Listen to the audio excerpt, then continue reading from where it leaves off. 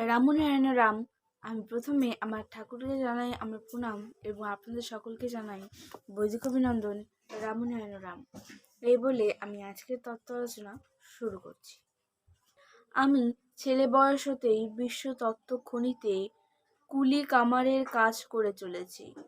আমি যা তুলি তা যদি সর্বসাধারণের ব্যবহারোপযোগী হয় তবেই হবে আমার পরিশ্রমের প্রকৃত সার্থকতা। শ্রী শ্রী ঠাকুর। অভয় মন্ত্র। সৃষ্টির প্রতীক তুমি, সর্বগুণে বিভূষিতও তুমি, সৃষ্টির নিয়মে বাধা তুমি, যা কিছু চলছে তোমাতে নিয়মই চালিয়ে নিচ্ছে। কোনটা ঠিক কোনটা ব্যাঠিক সেই নিয়মেই যে তুমি, নিয়মই বলে দেবে কোনটা নিয়ম আর কোনটা অনিয়ম। তার জন্যই তো ভুল শুদ্ধ, ঠিক ব্যাঠিক, জানা আর অজানা ভিন্ন ভিন্ন নামকরণে নাম নিয়ে বেরিয়ে পড়েছে নিয়মের হালখাতাতে। কাটা তোমার ঠিকই আছে, স্থান বিশেষে ঠিক ঠিক সাড়া দিয়ে যাবে। প্রভুর আশীষ। একটি বীজ অঙ্কুরিত হলে সেই বীজ হতে অজস্র অজস্র ছড়া হয়ে উহারই স্বস্বরূপের সাড়া দেয়। তুমি যখন বিরাট সত্য বা তত্ত্ববস্তুর সম্মুখীন হবে তখন দেখবে তোমার নিজস্ব সত্তা ও তত্ত্ব সেই অখণ্ড সত্তা ও তত্ত্বের মধ্যে ছড়ামাফিক রয়ে গেছে। উপলব্ধির যে ভাষা উপলব্ধি করব এ কথা আর আসছে না।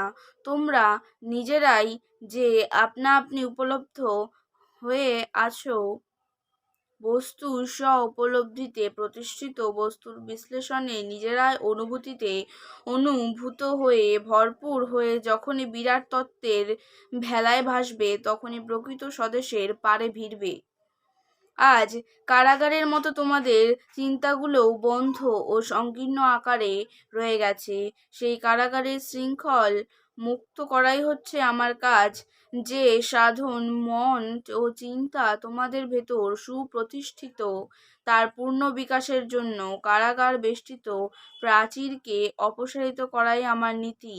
জ্ঞানের কাছে মান নেই, অভিমান নেই, থাকবে শুধু জ্ঞানের সঙ্গমে যোগী হওয়ার আগ্রহ। যে জ্ঞানের সঙ্গমে আমি বিভোর তোমরাও সেই জ্ঞানে জ্ঞানী হও, এই আশীর্বাদই আমি করছি। নির্দেশ সময়ানুবর্তিতা। সূর্যমুখী ফুল যেমন সূর্যের দিকে মুখ রেখে চলে, তুমিও চলবে সময়কে অনুসরণ করে করে। কথা দিয়ে কথা রাখা, সময় দিয়ে সময় রাখা কর্মক্ষেত্রে এটা একটা বড় দক্ষতা। জোয়ার বুঝে যেমন তরি ভাষায়, সময় বুঝে তেমনি কাজ গুছাও। স্বাস্থ্য রক্ষা। দুধকে মন্থন করে যেমন মাখন তোলা হয়, দেহক্ষেত্রকে কর্ষণ করলে তেমনি শক্তি বা গুণের স্ফুরণ ঘটবে যদি সেথায় মনের নিষ্ঠাকে করে নিতে পারো লাঙ্গল।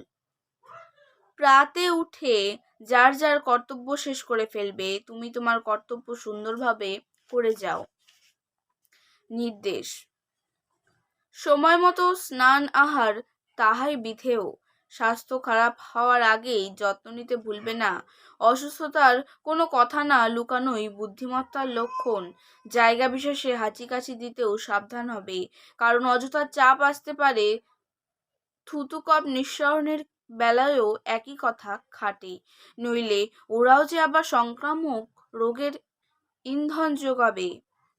কোনো নেশাতেই যোগ দেবে না বা এমন কোনো নেশা করবে না যাতে কর্তব্যচ্যুত ও স্বাস্থ্যভঙ্গ হয়ে পড়ো।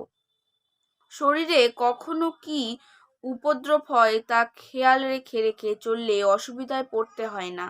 ঘুম থেকে হঠাৎ কাউকে ডাকবে না ও জোরে চিৎকার করবে না। নিজের অঙ্গ প্রত্যঙ্গ এমনভাবে পরিষ্কৃত রাখবে যাতে নিজেও তৃপ্তি পাবে, অন্যেরও তৃপ্তি হবে। মলমূত্রের বেগ সংবরণ করবে না। কাজকর্ম সেরে যখন ঘরে ফিরে যাবে তখন হাত মুখ ভালো করে ধুয়ে ও সেই পরা বস্ত্রও ছেড়ে ফেলবে। সেই সময়ে পটাশ জাতীয় বিঝগ্ন বিশোধন দ্রব্য ব্যবহার করতে পারলে আরও ভালো হয়।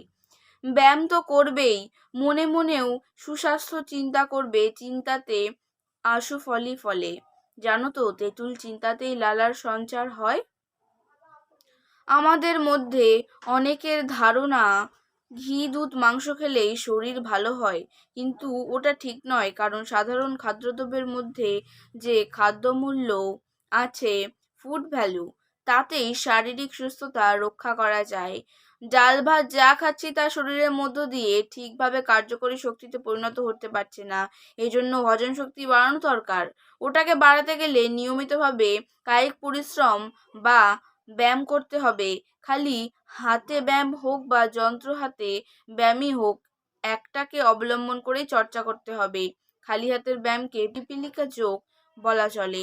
পিপিলিকারা যেমন ধৈর্য সহকারে আস্তে আস্তে খাদ্য সঞ্চয় করে, খালি হাতের ব্যায়াম দ্বারা শরীরে তেমনি ধীরে ধীরে বল সঞ্চিত হয়।